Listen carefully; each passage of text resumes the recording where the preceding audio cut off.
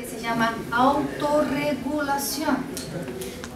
Y la mejor forma de corregir a la otra persona no es diciendo lo que tiene que hacer, es preguntando a este cerebro, ¿por qué lo has hecho?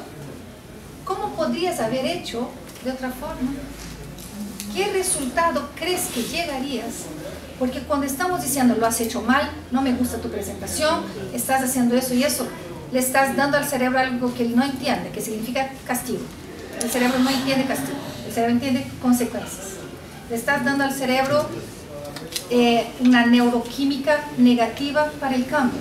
Si yo quiero cambio, no hago producir en el otro cerebro la adrenalina, le hago producir ¿qué? La dopamina, la serotonina, el bienestar, para que él pueda junto conmigo encontrar el cambio.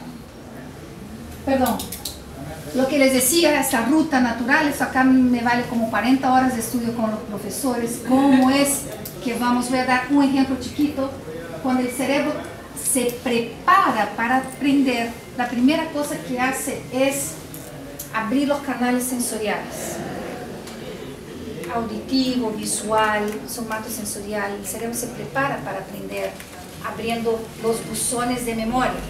Entonces, si ustedes tienen un profesional nuevo trabajando en su área, les ruego paciencia, porque ustedes no saben qué viene en su buzón de memoria. Una cosa es que en su currículo vengan habilidades que él ha construido en su vida profesional, y la otra cosa es que su buzón de memorias, de procedimiento, por ejemplo, vengan las habilidades que ustedes esperan. Entonces, ¿qué hay que hacer? Darle la posibilidad de construir esto. Porque si yo pongo la crítica antes del desarrollo de la habilidad, los buzones se cierran. Esas puertas de archivo se cierran. Entonces, ¿cómo lo hacías antes? ¿Te parece que si usa tal estrategia no podría cambiar el resultado? Entonces, al prepararse para aprender, el cerebro activa los sistemas sensoriales, los almacenes de memoria, la motivación, las emociones. Y el día a día, la relación de uno con el otro, siempre es una relación de aprendizaje.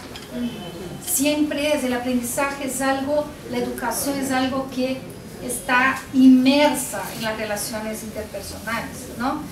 Entonces, entender esas rutas que el cerebro toma para llegar a un resultado específico nos hace diseñar mejores estrategias. Aquí fue lo que les adelanté un ratito antes. Mira nuestra querida amígdala, que está acá. Entonces, si yo tengo un estímulo que me genera miedo, entra al tálamo, que es una estructura que filtra información a nivel sensorial. La única que no filtra es a nivel olfativo, ¿ya?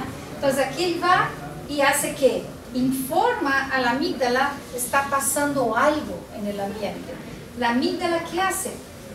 Llama al hipotálamo, llama a las otras estructuras y hace con que el cuerpo responda rápidamente lo que estamos sintiendo. Y aquí es cuando madura más mi corteza.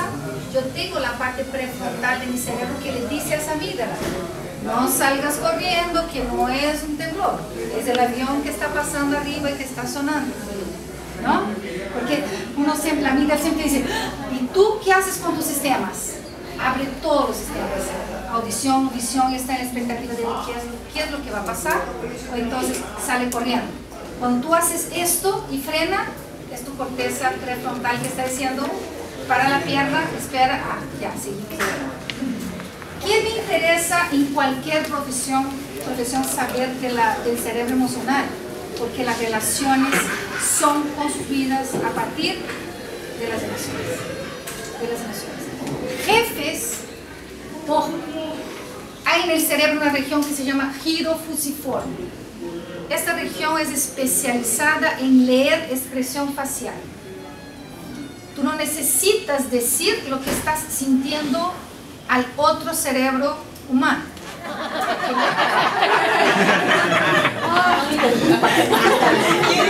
¿Qué te estoy diciendo? ¿Por qué te agarré, no? ¿Qué te estoy diciendo? No me interrumpas. No me interrumpas. O sea, en ese momento sí me molesta que me interrumpa, ¿ok?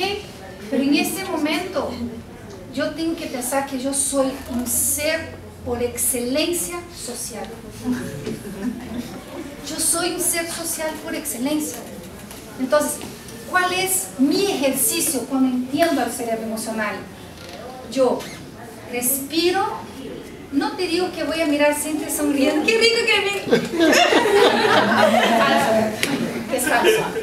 Sino yo voy a intentar regular entre la falsedad de sonreír. ¡Qué rico que me interrumpe!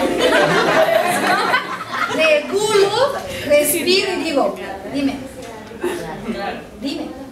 Entonces, a veces bloqueamos las relaciones en nuestras oficinas simplemente con la expresión facial.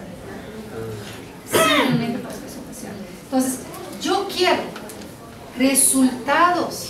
Los resultados no están solo en los números. Los resultados están en las relaciones que se establecen entre las personas.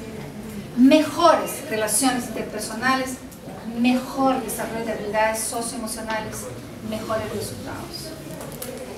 Cognición social, lo que les dije, la cognición social es esa capacidad que tengo yo de entender qué es lo que está pasando en tu mente, qué es lo que tú estás sintiendo, para que yo no me llene de deberías. Te entiendo porque tú deberías ser como yo quiero que sea. Tú deberías presentarme el informe antes que yo te pida. Tú deberías, cuando nos llenamos de debería, nos demostramos que tenemos baja cognición social. Porque la cognición social me permite entender al otro, no para llenarme de deberías, sino para ser empático con él. Sino para entender. Y más, ponerme en el zapato del otro no significa sentir lo que el otro siente. Porque imagínense si yo soy una pediatra y yo tengo ese tipo de empatía. Cuando tú llegas con tu bebé llorando, con la aflicción emocional de lo que está sucediendo con tu bebé, ¿qué hago yo? Ábrola y comienza a llorar contigo. ¿Qué pasa, señora? No, ¿qué vamos a hacer de ahora? Y vamos a estar las dos en la misma aflicción emocional. La empatía, ¿qué me hace hacer como pediatra? Sentir que esa señora tiene un tesoro en sus manos. Y por más que yo haya visto 35 de ellos durante el día, para esta señora ese es el único tesoro. Entonces a esta señora la atiendo con respeto, a esta señora entiendo su dolor, a esta señora entiendo la preocupación emocional que tiene en función a la salud de su hijo. ¿Estamos juntos o no? Entonces la cognición social nos permite utilizar adecuadamente la empatía. Ayer estudiábamos, ¿cierto, Eduardo, en la noche con los profesores de centro, que hay personas y seres humanos que la empatía afectiva está totalmente destruida. Ejemplo, en los experimentos nazis, los médicos que hacían los experimentos nazis carecían de empatía afectiva, porque uno de esos experimentos era: agarro a mi modelo, ¿no?, que normalmente eran los judíos, los sumerjo a aguas congeladas para saber hasta qué temperatura el ser humano sobrevive. Y además de eso, no solamente hacían eso, porque ellos querían saber cuánto podían resistir sus soldados en el invierno ruso, ¿ya? Entonces sabían que eran 25 grados. Pero no solamente hacían eso, sino que agarraban a esa persona e intentaban resucitarla inyectando agua caliente, hirviendo en la vejiga, en diferentes partes del cuerpo. ¿Esa persona tiene empatía afectiva o no? ¿Por qué? Porque ni siquiera te pasa por tu cabeza lo que siente la otra, lo que está sintiendo. Entonces, en las relaciones interpersonales que se están construyendo en las oficinas y los lugares de trabajo, necesitan ser matizados de empatía afectiva, porque no necesariamente hoy día estoy en un buen día. ¿Ah? Y el entender al otro emocionalmente nos permite tener mejores relaciones. Funciones ejecutivas de autorregulación es otro de los aportes muy importantes que la neurociencia nos trae. Ustedes tienen a esa altura el cerebro altamente mielinizado. ¿Qué era mielinizado? Maduro, ¿no? Para poder desarrollar la capacidad de autorregularse. Esa capacidad de autorregulación, las investigaciones nos vienen demostrando que desde la infancia, cuando comenzamos a desarrollar esas capacidades, redundan en ¿qué? En éxito académico, en éxito a nivel de salud. ¿Por qué podemos decir eso? Porque hicieron investigaciones de longitudinales con grupos humanos muy significativos en Estados Unidos. ¿En qué sentido? A estos niños en la primera infancia que estaban mejor regulados, los hemos acompañado, se acompañaron a esos niños durante muchos años hasta la adultez. Y todos los niños y niñas que tenían mejores niveles de autorregulación fueron exitosos en el colegio, exitosos en su carrera. Tenían mejor salud física, porque una persona autorregulada sabe que puede tomar de repente una copa de vino, pero no va a tomar la botella de vino. Una persona autorregulada sabe que el cigarro hace daño al cerebro, hace daño. ¿Me explico? ¿No? Entonces, salud física salía ganando. ¿Por qué? Porque yo hago mi control médico, yo tomo mis vacunas. ¿Ah?